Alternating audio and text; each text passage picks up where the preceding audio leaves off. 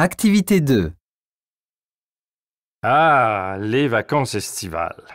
C'est la période de l'année la plus appréciée, mais aussi tristement la plus meurtrière. Chaque été, près d'une centaine de personnes perdent la vie sur la route des vacances. Les deux principales causes des accidents sont la vitesse et la distraction, notamment en raison de l'usage du cellulaire. Il y a des véhicules plus lents. Il y a des gens avec des véhicules récréatifs, des roulottes et des bateaux. Prenez donc le temps de vous rendre à destination de façon sécuritaire. Surtout que vous allez aussi être fort probablement avec votre petite famille. Allongez la distance entre les véhicules, faites de courtes pauses toutes les 2 heures et bouclez votre ceinture. Sans quoi, on risque de se trouver avec un bilan comparable à celui de l'année 2020, la pire de notre histoire. Activité 3. Au Kenya, une pénurie de frites qui dégénère. Derrière cette apparente boutade se cache un problème sérieux. La polémique a commencé par un banal tweet posté par la chaîne américaine Time Burger qui disait « Nous sommes en rupture de stock de frites, désolé ». Pas de quoi affoler la toile. Sauf que la rupture est due à une grève des exportateurs égyptiens.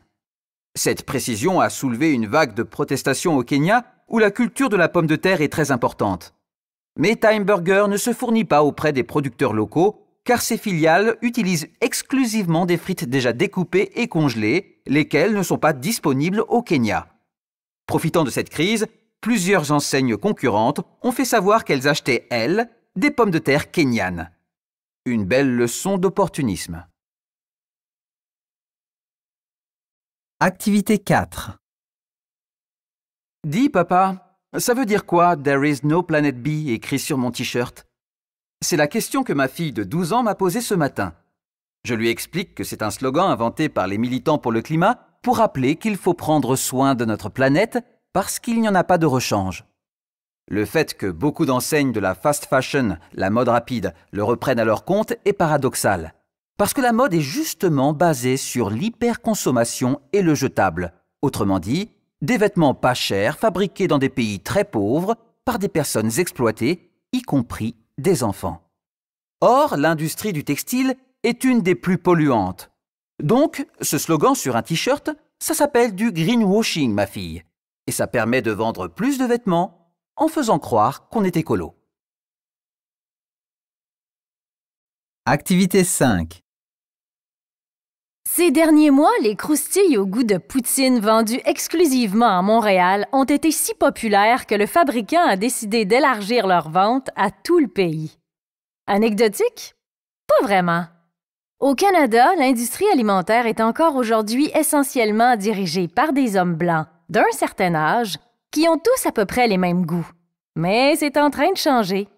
Ces multinationales qui gèrent chacune des dizaines de marques différentes apprennent plein de choses à partir de la tonne de données qu'elles récoltent sur leur clientèle. L'âge, la localisation, les origines ethniques. Autant de paramètres qui influencent nos goûts et qui font de nous les cibles marketing de ces géants qui espèrent nous séduire à grands coups de crème glacée au fromage, au poulet épicé ou à la sauce de poisson. Activité 6. Non, Mamou Timba n'est pas décédé. De quoi parlons-nous ici? D'une rumeur sur le net selon laquelle la célèbre chanteuse congolaise serait décédée.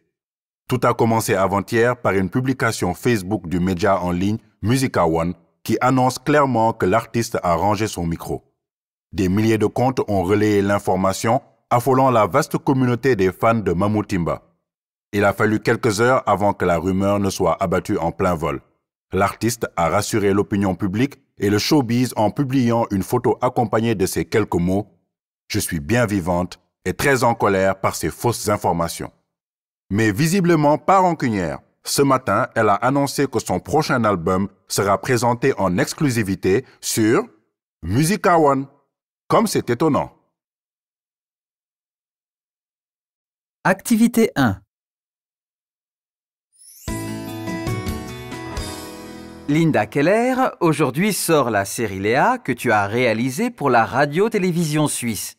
Es-tu stressée, zen, sans émotion? Honnêtement, J'ai fait du théâtre, du cinéma, de la télé, et à chaque fois, c'est l'horreur. Mais c'est le jeu. Quand vient le jour J, notre œuvre nous échappe. Il n'y a plus qu'à se faire toute petite. L'histoire est poignante, puisque l'héroïne, une femme politique, voit ressurgir son passé d'ancienne prostituée. Alors déjà, tout est inspiré de faits réels. En Suisse, la prostitution est légale. Donc, on pourrait penser que tout se passe bien, si je puis dire. J'avais à cœur de montrer la réalité de ce milieu dont on ne veut pas entendre parler. Mais aussi la capacité de résilience de ces femmes. Activité 2.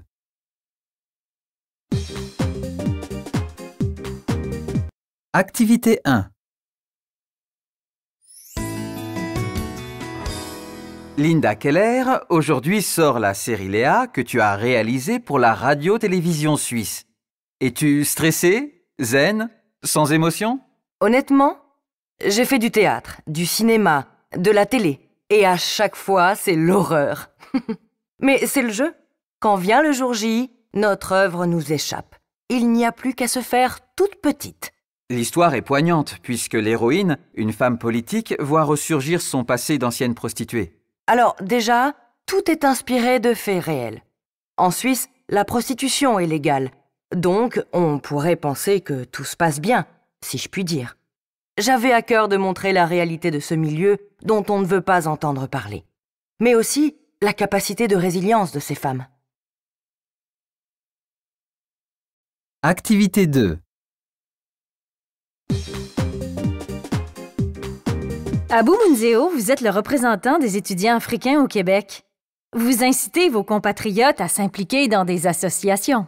En Afrique, nous avons grandi selon le principe français, à savoir va à l'école, fais tout pour avoir de bonnes notes, et après tu sors et tu as un bon boulot. Naturellement, on pense qu'ici au Québec, c'est le même fonctionnement. Mais c'est une grave erreur. Vous-même, vous en avez fait l'expérience? Bien sûr. En Amérique, on prête énormément d'attention à ce que vous savez faire concrètement, à ce qui vous démarque des autres. Les étudiants qui s'étaient impliqués en dehors de l'université trouvaient du travail très facilement, alors que moi, je n'avais que mon diplôme à faire valoir. Activité 3. Hier soir, le grand débat des chefs de parti a laissé sur leur faim de nombreux francophones en milieu minoritaire. Denis Sicard, vous êtes porte-parole de l'Assemblée communautaire fransaskoise. Avant de réagir, pouvez-vous rappeler à nos auditeurs qui sont les Fransaskois? Bonjour Zoé. Le mot fransaskois désigne les francophones de la Saskatchewan, soit environ 1,5 % de la population de cette province. Quant au débat d'hier soir, c'est simple. Il ne nous était pas adressé. Je n'ai entendu aucune parole pour me signaler que j'étais un membre important de cette confédération canadienne. Mais c'est toujours ainsi, non? À l'heure des élections, les grands débats se concentrent sur les enjeux québécois. C'est vrai. Pour beaucoup, les communautés francophones, ça s'arrête aux frontières du Québec. Mais c'est tellement dommage de ne pas reconnaître une réalité qui est là depuis toujours, en fait. Alors que les enjeux sont nombreux, nos droits ne sont pas toujours respectés, voire pas acquis.